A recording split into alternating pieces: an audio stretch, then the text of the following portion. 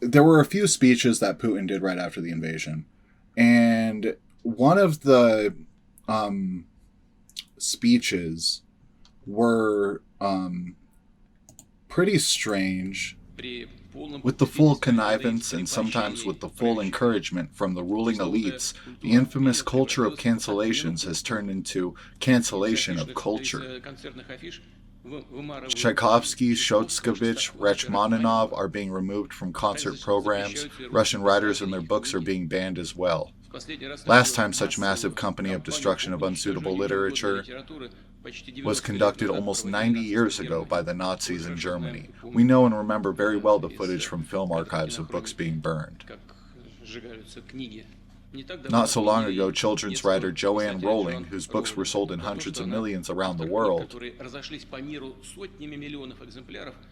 was canceled because she displeased the advocates of so-called gender freedoms. Today they are trying to cancel the whole country with a 1,000-year-old history, our people. I am talking about the ongoing discrimination of everything to do with Russia. About that tendency which is developing in a number of Western states with the full connivance and sometimes with the full encouragement from the ruling elites. Pretty weird speech. Basically, he's going on a rant about how Russia's being canceled, their literature is being destroyed, like the Nazis destroyed their literature. And then he brings up J.K. Rowling, who is sort of a right-wing figurehead in anti-trans movement, and mentions gender ideology. And I sort of want to hit this home. So there's also a speech that Trump did at the very beginning of his, before his 2020 loss. And I just want to watch that one real quick as well, too. We must reclaim our independence from the left's repressive mandates. Americans are exhausted trying to keep up with the latest lists of approved words and phrases and the ever more restrictive political decrees. Many things have a different name now, and the rules are constantly changing. The goal of cancel culture is to make decent Americans live in fear of being fired, expelled, shamed, humiliated, and driven from society as we know it. The far left wants to coerce you into saying what you know to be false and scare you out of saying what you know to be true. It's very sad. We can sort of see the similarities between the rhetoric, but I have a pretty direct question about it. So in this context, do you believe cancel culture is a euphemism for liberal society? Like, do you believe Putin is using it the same way Trump is using it?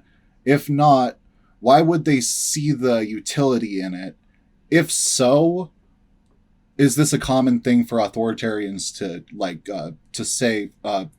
use the popular culture as like a sort of as like a negative into like sort of a call to a simpler past?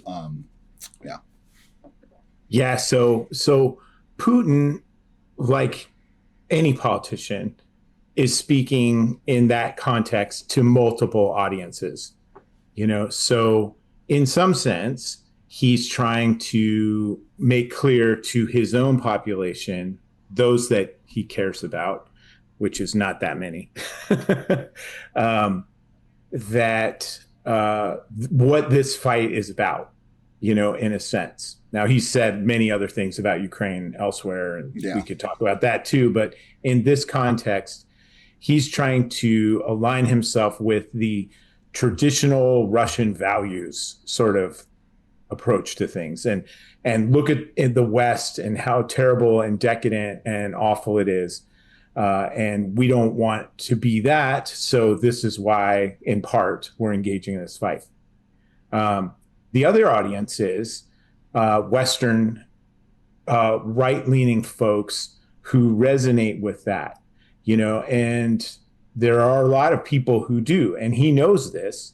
So that's why he would use, I don't speak Russian, but I'm sure the translation was pretty good and accurate because he speaks English very well.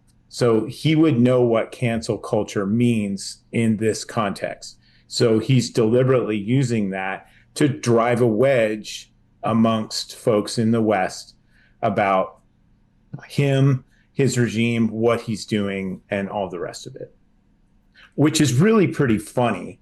It's not funny, I guess. He's a terrible human being, but he's the king of canceling people. I mean, in a literal physical sense, I mean, yeah. I don't know if you recall this, but there was a Russian punk band called Pussy Riot, and he threw them all in prison because they espoused for LGBTQ rights and things like this in their songs. And I think they were thrown in prison right before the Sochi Olympics. Maybe right after. One of those. So like directly to attack their career? Yeah. I mean, just to remove them from the potential to even be, seen or heard from. Right. I don't know if they eventually released and left Russia. I feel like maybe they did.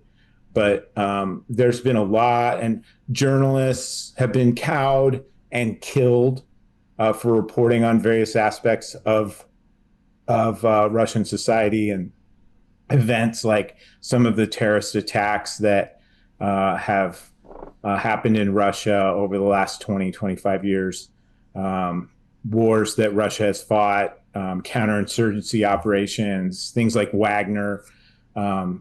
They've come down really hard on people who have poked where Putin didn't think they belonged. Right. So, I sort of had it going in my head and I lost it a little bit. So with the way Trump uses it, so obviously there's both of the calls to tradition.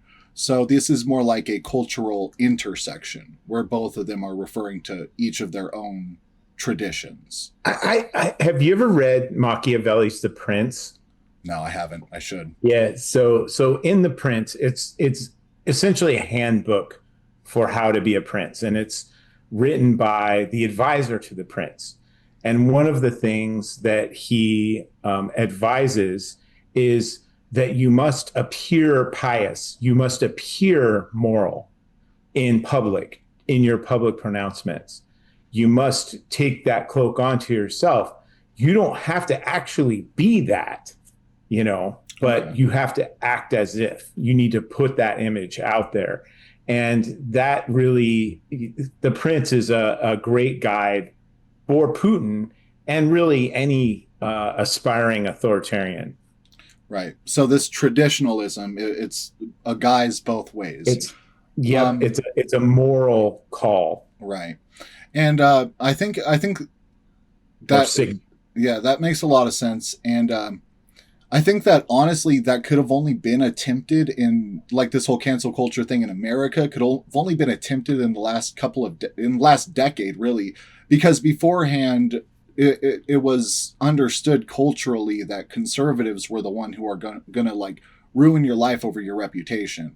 Like the Dixie Chicks, just to throw out another band example, they said the war in Iraq was bad, the invasion, and so their career was directly harmed by the right-wing media over that. Mm-hmm. And so, it's an interesting shift that sort of lines up with this international like growth of authoritarianism across the world. Just to come back to the two videos, I don't ascribe anything nefarious to Trump using a similar approach, right. And mentioning some of the same things as did Putin, because it's a great tactic to divide people. Yeah. So like even if they weren't politically aligned, it's still an effective political tactic. Mm-hmm. Yeah. Right.